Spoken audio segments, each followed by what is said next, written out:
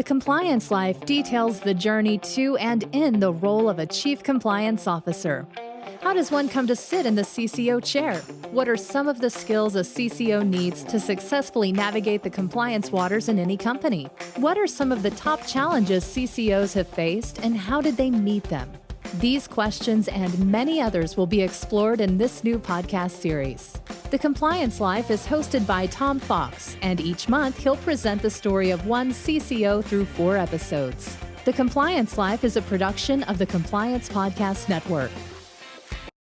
This month on The Compliance Life, my guest is Louis Sapirman, Vice President, Chief Ethics and Compliance Officer, and Chief Compliance Counsel for Panasonic Corporation of North America, the principal North American subsidiary of Panasonic Corporation.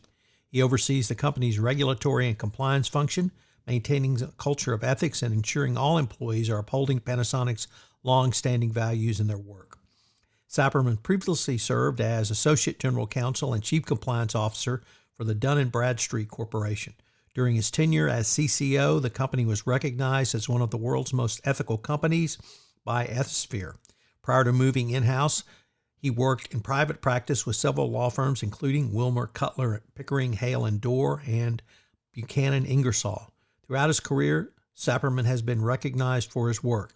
In both 2015 and 2016, Ethisphere Institute named him to their list of attorneys who matter in compliance and ethics, and in 2010, he was named International Employment Lawyer of the Year by the Association of Corporate Counsel. The topics we explore this month include, in Episode 1, the personal and professional journey of a CCO. In Episode 2, qualities of the successful CECO. In Episode 3, how communication can be used as a driver of culture. And in Episode 4, Sapirman looks at his crystal ball, where the profession is going into the 2020s and beyond. It's a great series, and I know you will enjoy it.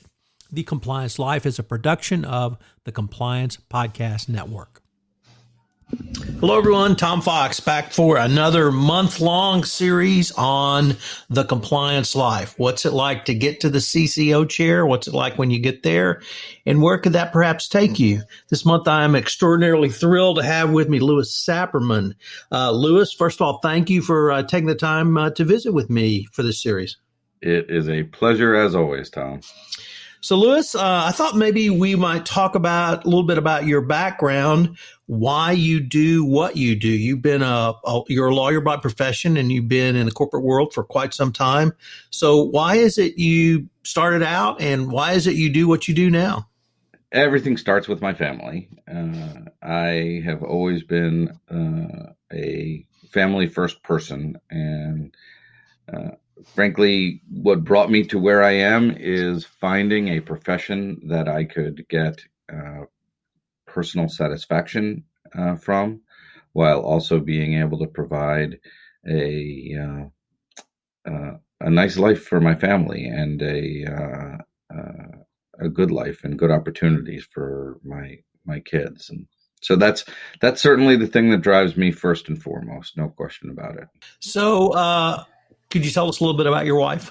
My wife is wonderful. I am among the luckiest people in the whole world. I often say a joke to my wife that she's top 10. But of course, knowing that number one is still in the top 10, she's certainly number one. And she and I, her name is Nadine. She and I met at college, and she is among the hardest working people I know. Luckily, I make a very good living, and so she does not need to work for money, but she is an environmental activist and is out there every day working for Citizens Climate Lobby and other organizations to try to bring some common sense solutions to the climate crisis that faces us. And I'm very, very proud of her. Tell me about your boys. I have 3 boys. My oldest is 22. Jared is in college. He is interested in finance, and before finance, he is most interested in baseball. He's been a baseball player his whole life, and unfortunately had an injury a couple of years ago, and he had been with a Division I team Uh, didn't get to play, unfortunately. He's now working his way back. He is at the College of New Jersey, and I certainly hope for his sake he's able to play again, because he certainly does love the sport. And as a proud papa, I certainly love watching him. Then my middle son, Evan, he's also at the College of New Jersey. He is one of the most caring people I know. He is majoring in double major, special education and history. Wants to get his special education master's in 4 years, and then go to law school. And right now he's thinking of being a special education lawyer, which that's a an amazing path if that's ultimately what he chooses to do, and certainly makes me very proud. Our third son, his name is Jay Sean. We adopted him 3 years ago, and he is a wonderful addition to the family. And he is now a sophomore in high school, and finding out all of the cool things that come with being a high school student. He's into robotics. He's into the track team, and very much into making music. He makes beats and tracks, and he has a lot of fun with it. And the whole producing music thing is something that he's definitely interested in pursuing right now. He is also an African American, and I was wondering if you could give a few thoughts about what having an African American son now has meant for you and your wife, and how that's impacted you all. You're active in Black Lives Matter because it's not simply personal, it's family now to you. But what has his coming into your family, how has that impacted you?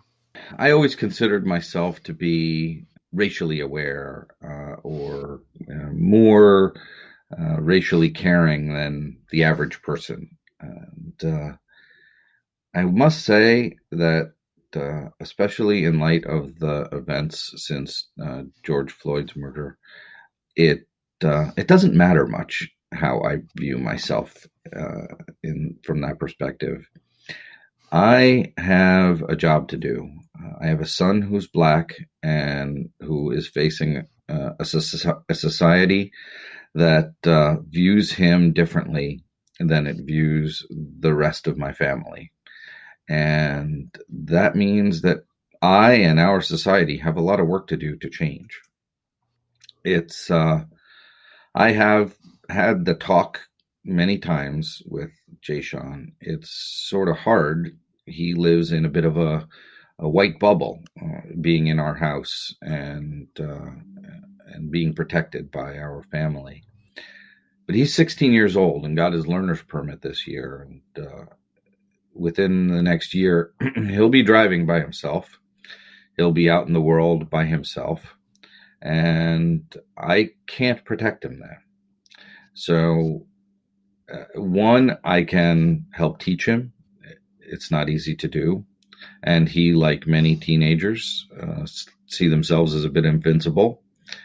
But nonetheless, there is much work to do. And so if it takes me getting out and protesting, if it takes me tweeting about the importance of us treating people with respect, frankly, I have to do it.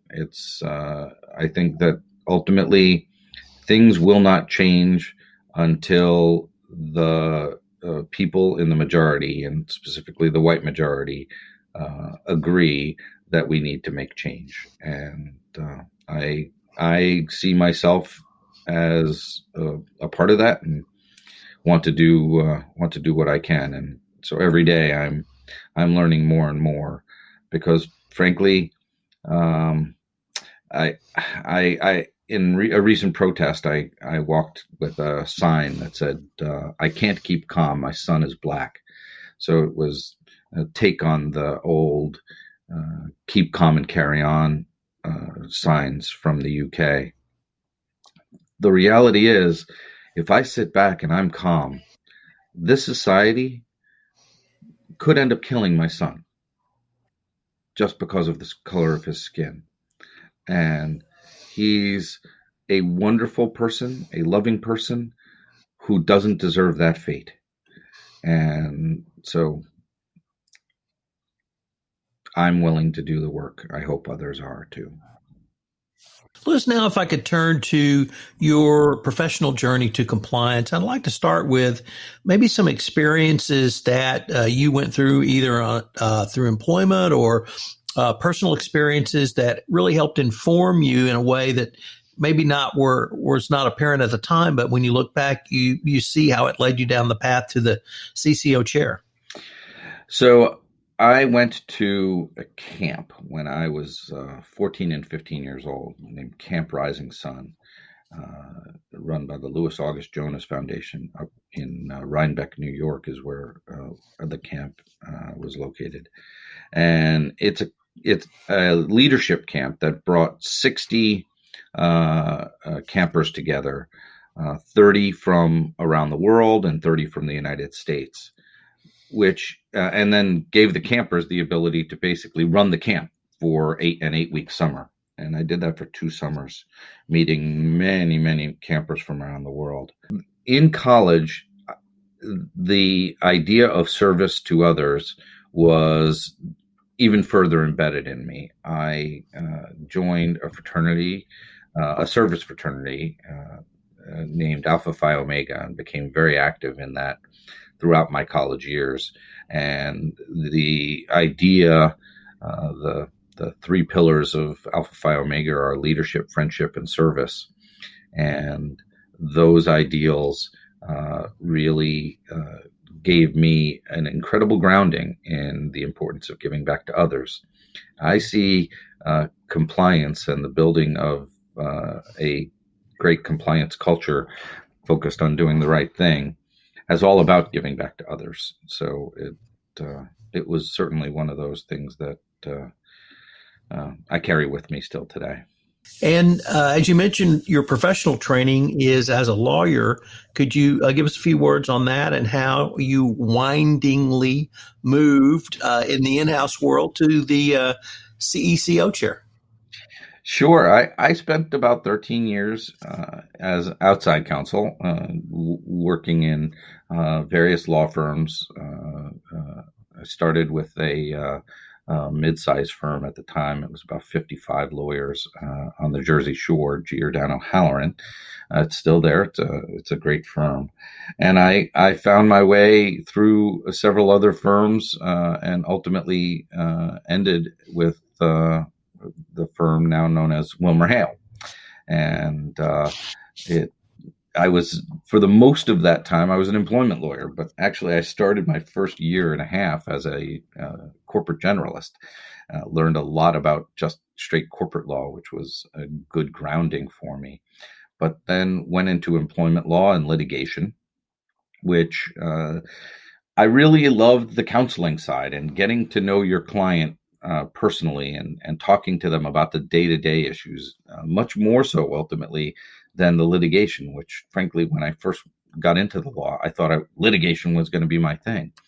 But it was that counseling and that close connection with your client that I loved most. And so that brought me ultimately to the in-house world, because I thought that would actually give me the strongest connection to my clients. And I moved in 2005 to Dun & Bradstreet as their head of litigation and employment law. And I spent about 6.5 years doing that, and was asked to revamp the Dun & Bradstreet investigations process. And through the work on that really drove me to a close partnership with the compliance team. And shortly after that, they asked me to take over as CCO. And I guess the rest is history. Well, we're going to certainly explore the rest. In our next episode, we're going to take a look at some of the qualities that you feel a successful CECO needs. Louis, I look forward to continuing the conversation. Likewise. Thank you, Tom. Hello, everyone. This is Tom Fox. Thank you again for listening to this episode of The Compliance Life.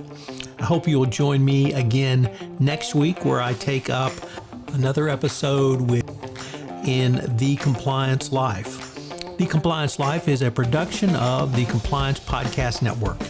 If you would like to be featured on The Compliance Life, please give me an email at tfox@tfoxlaw.com.